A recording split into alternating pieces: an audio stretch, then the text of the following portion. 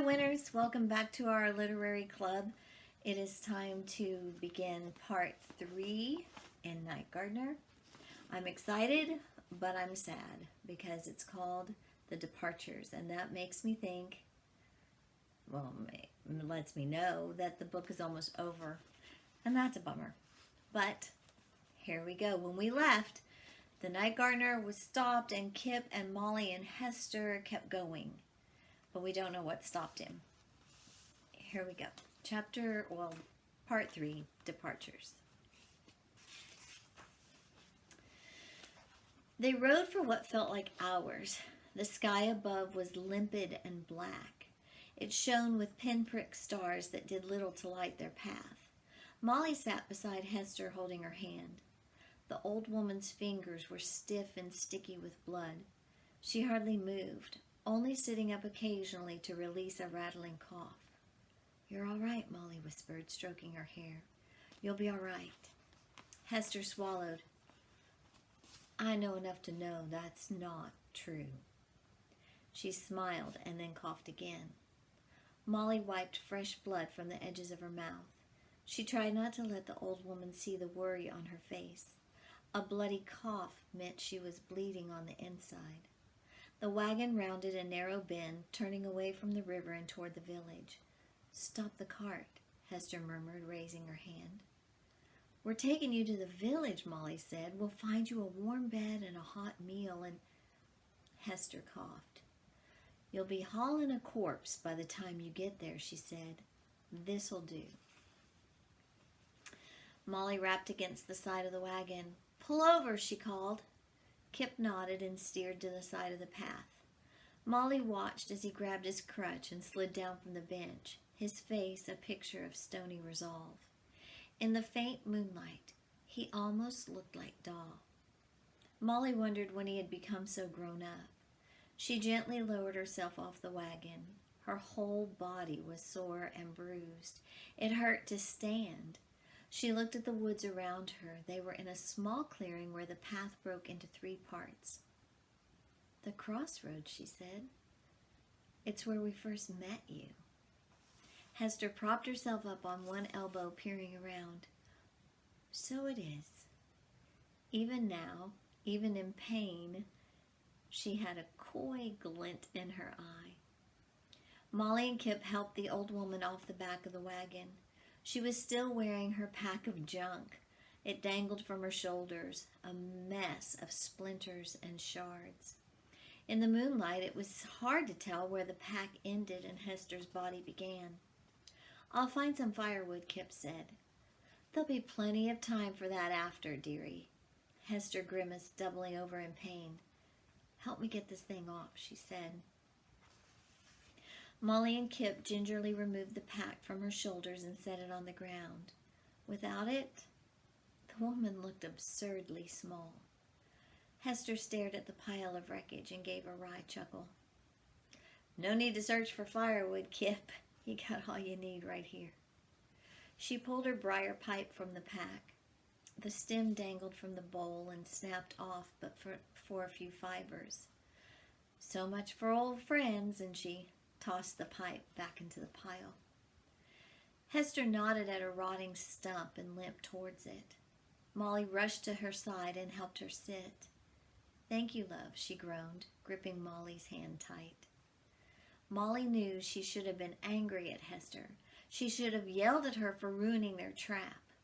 But right now, she only wanted the old woman to live. She brushed a strand of silver hair from her wrinkled brow. "Where does it hurt, Hester?" "Where don't it hurt? That's the fairer question," and Hester chuckled, and her chuckle turned to pain. She hunched over and her eyes clenched tight. Molly watched her coughing and felt a swell of nausea. "This is all my fault," she said. "If that net hadn't been there—" "Hush you," the old woman waved her off. "It wasn't any net or fall or even phantom night gardener. It was curiosity that killed Hester Kettle, plain as that." And she stared into the trees, shaking her head. "Oh, I knew it was dangerous. Why do you think I stayed there all these years? But in the end, I just had to go. I had to see it with my own eyes.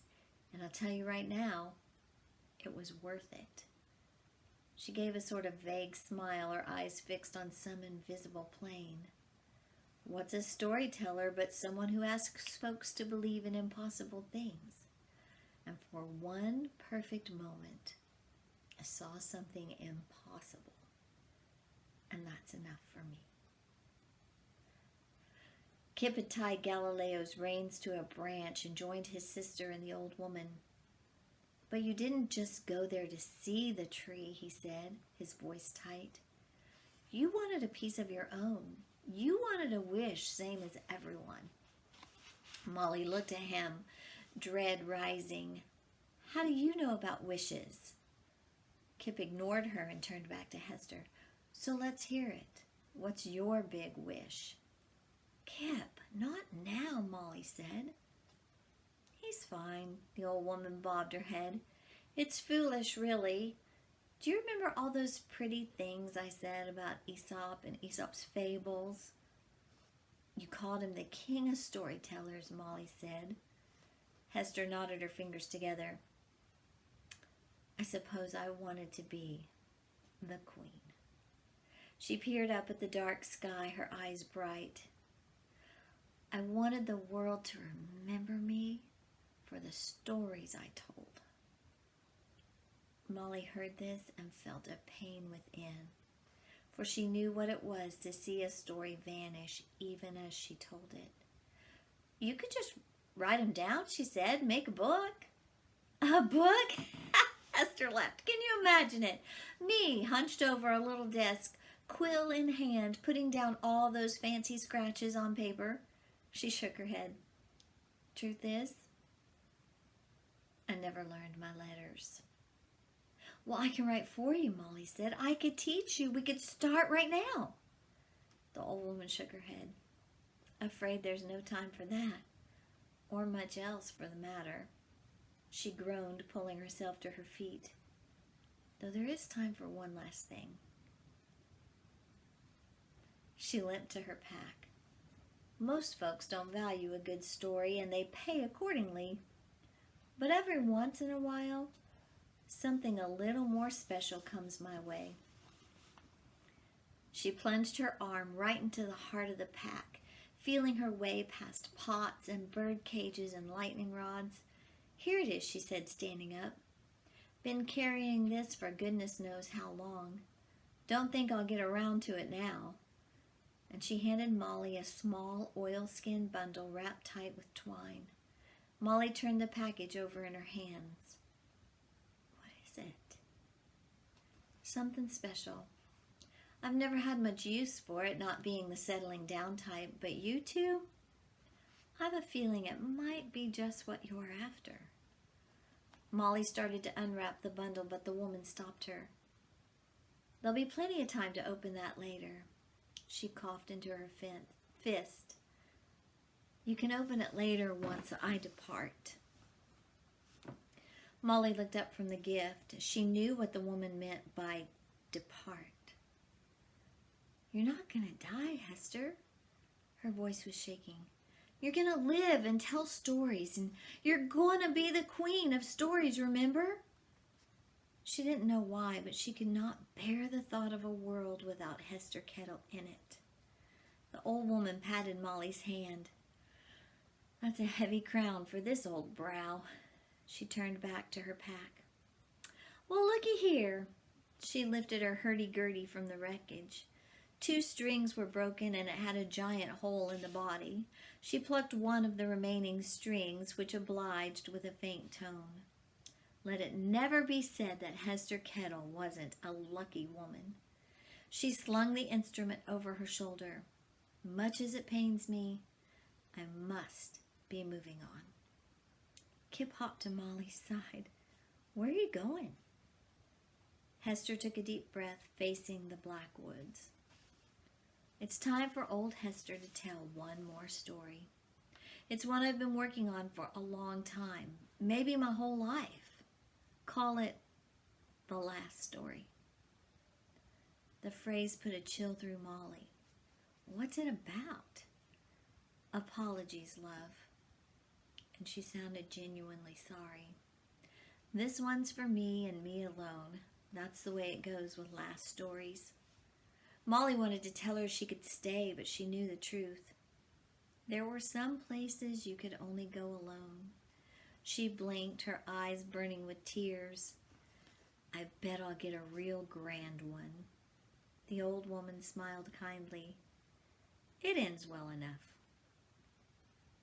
Molly looked at her, and in the blurred moonlight she could almost see Hester as a young girl with yellow hair and plump cheeks and scraped knees.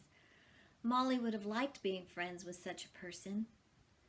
I've a feeling someday, she said, when I tell my own last story, it might have an old woman with a pack on her shoulders in it. Hester raised an eyebrow. Now wouldn't that be a thing? She bowed her gray head in half a curtsy. You pups take care. She swung her instrument from her shoulder and turned the crank. A low, sonorous melody filled the air, echoing through the darkness. With that, the mannequin woman turned and hobbled slowly into the streets, humming to herself secret things that no soul would ever hear. Molly held Kip's hand in her own. They stood together in silence, listening as Hester Kettle's song receded farther and farther into the night. And then it was gone, and the woods were silent. And with that, my friends, we have to stop.